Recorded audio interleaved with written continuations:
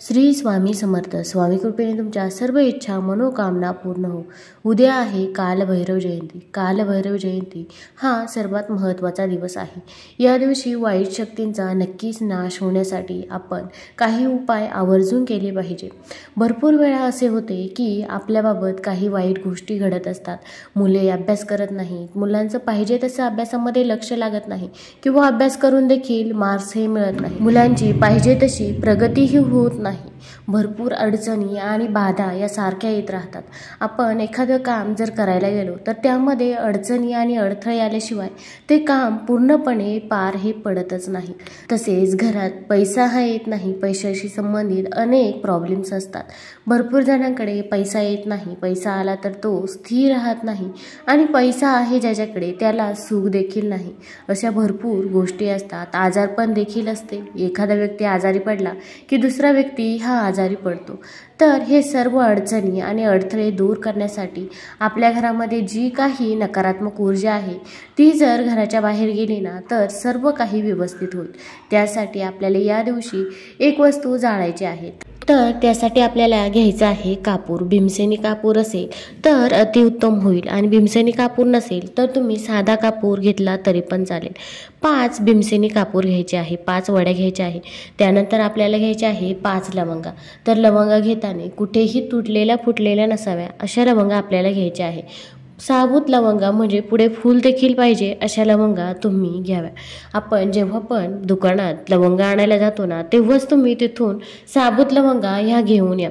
कारण भरपूर वेळा जेव्हा काही उपाय करायचे असते तेव्हा आपण लवंगा घेत असतो. त्यानंतर आपल्याला गाईचे शुद्ध तूप देखील घ्यायचे आहे. तसेच आपल्याला तेजपत्ता लागणार आहे. तेजपत्ता देखील कुठेही तुटलेला फुटलेला नसावा असा तेजपत्ता आपल्याला घ्यायचा आहे. आणि त्यानंतर आपल्याला घ्यायची आहे पंती. तर पंती तुम्ही मोठ्या आकाराची पंती घेतली तरी पण चालेल किंवा एखादी मोठी वाटी घेतली तरी पण चालेल. कारण या सर्व गोष्टींचा आपल्याला आपल्या घरामध्ये दूर करायचा आहे. मग तुम्ही उंबरठ्यावरती देखील ही वस्तू जाळू शकता किंवा उंबरठ्याच्या बाहेर किंवा उंबरठ्याच्या आतमध्ये देखील या वस्तूंचा जाळ हा करू शकता. कारण की हा जर जाळ आपल्या घरामध्ये केला तर आपल्या घरामध्ये सर्व काही नकारात्मक ऊर्जा आहे ती दूर होत असते. तर आपल्याला हा उपाय संध्याकाळी करायचा आहे. मग तुमची देवपूजा झाल्यानंतर तुम्ही हा उपाय करू शकता. प्रथम आपण हा उपाय करताना आपले जे दरवाजे खिडक्या आहे ते पूर्णतः उघडे ठेवायचे आहे की ज्यामुळे आपल्या घरामध्ये जी काही वाईट शक्ती, जी काही नजर एखादी लागलेली असेल ती पूर्णतः दूर होईल. नकारात्मक ऊर्जा आपल्या घरामधून काढता पाय हा नक्कीच घेईल. तर आपली देवपूजा झाल्यानंतर आपण पंती घ्यायची आणि पंतीमध्ये 5 लवंगा, तूप, कापूर, तेजपत्ता हे ठेवायचे आहे. त्यानंतर याचा जाळ करायचा आहे. जाळ झाल्यानंतर आपल्याला आपल्या घरामध्ये कालभैरव अष्टक हे म्हणायचं आहे. मग तुम्ही कालभैरव अष्टक हे 11 वेळा म्हणू शकता. जोपर्यंत तो जाळ चालू आहे तोपर्यंत आपल्या घरामध्ये मंत्र हे म्हटले गेले पाहिजे. कालभैरव अष्टक म्हणा किंवा ओम कालभैरवाय नमः हा मंत्र जरी म्हटला तरी पण चालेल. पण आपल्या घरामध्ये काही ना काही हे चालूच पाहिजे. कालभैरव अष्टक म्हणा, कालभैरव स्तोत्र म्हणा किंवा ओम कालभैरवाय नमः, ओम कालभैरवाय नमः या मंत्राचा जप देखील आपण करू शकता. मग तुम्हाला कालभैरव स्तोत्र, कालभैरव अष्टक म्हणणे शक्य नसेल तर तुम्ही मोबाईलवरती देखील लावून देऊ शकता. तसेच हा धूर झाल्यानंतर आपल्याला हा धूर घरातील सर्व दिशांमध्ये फिरवायचा आहे.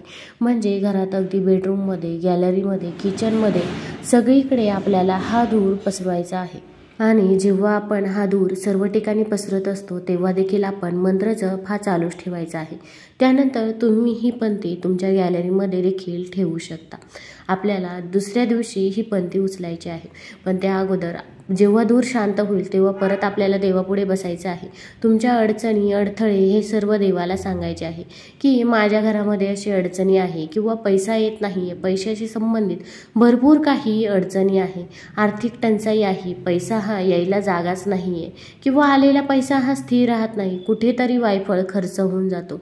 जिथे अगदी पैसा खर्च करण्याची गरज देखील नव्हती तिथे पैसा खर्च होऊन जातो. जातो। अशा ज्या काही अडचणी आहेत त्या तुम्ही कालभैरवनाथांना सांगाव्या। तसेच या दिवशी आपल्याला भोलेनाथांची देखील पूजा करायची आहे। मग तुम्ही ओम नमः शिवाय आणि महामृत्युंजय मंत्र या मंत्राचा जप देखील या दिवशी आवर्जून करावा। जप करणे शक्य नसेल तर श्रवण देखील करू शकता। त्यानंतर आपल्याला ही पंथी आता दुसऱ्या दिवशी उचलायची आहे। तिथून उचलल्यानंतर तुम्ही ही पंथीमध्ये जी काही राख तयार झालेली आहे ती तुम्ही एखाद्या झाडाला टाकू शकता। मग तुळशीला सोडून दुसऱ्या कोणत्याही झाडाला ही राख टाकली तरी पण चालेल। मग ही पंथी परत वापरायला देखील घेऊ शकता आणि जर वापरायला घ्यायची नसेल तर तुम्ही ती निर्माल्यामध्ये टाकून दिली तरी पण चालेल। आणि वाटी असेल तर वाटीमधील देखील राख तुम्ही झाडाला टाकायची आहे किंवा झाडाच्या खाली खड्डा घेऊन तिथे देखील पुरून ही टाकू शकता। अगदी साध्या आणि सोप्या पद्धतीने आपल्याला हा उपाय करायचा आहे। तुम्हाला जर हा व्हिडिओ आवडला असेल तर चॅनेलला लाईक करा आणि सबस्क्राईब देखील करा। कमेंटमध्ये श्री स्वामी समर्थ लिहायला विसरू नका। धन्यवाद।